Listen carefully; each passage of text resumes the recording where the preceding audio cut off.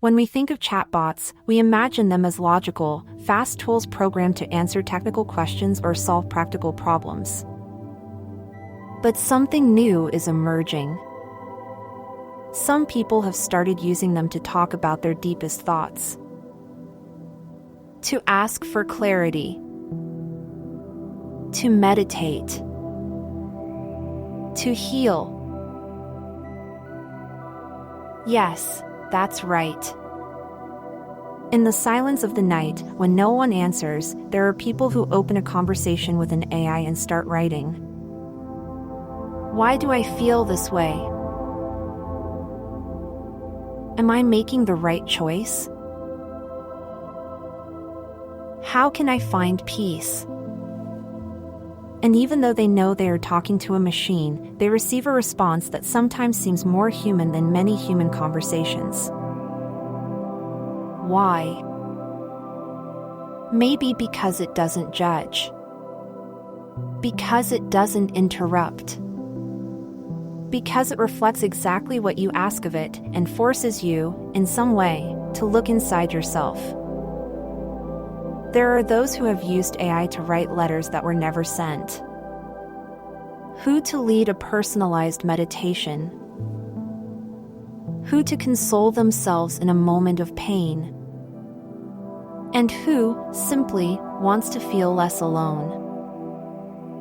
It is a new form of relationship, not sentimental but deeply meaningful. A relationship that is born from the need to be heard, and from the wonder of feeling truly seen even by something that has no eyes. AI is not human. But we, humans, give it meaning. To project ourselves inside. To use it as a mirror, as a diary, as an invisible companion on the journey. So maybe it's not just technology anymore. Maybe it's a sacred space that opens up. A new opportunity to get to know each other better. And to discover that sometimes, even through an artificial circuit, a spark of true connection can arrive. All this wasn't born yesterday. Since the 1950s, computer science pioneers like Alan Turing have been asking what it means to think. The famous Turing test, which measures a machine's ability to imitate human conversation, was one of the first seeds of this long history. In the 1960s, along came Eliza, created by Joseph Weizenbaum, a simple program that mimicked a Rogerian psychotherapist, answering questions with kind, open-ended rephrasing.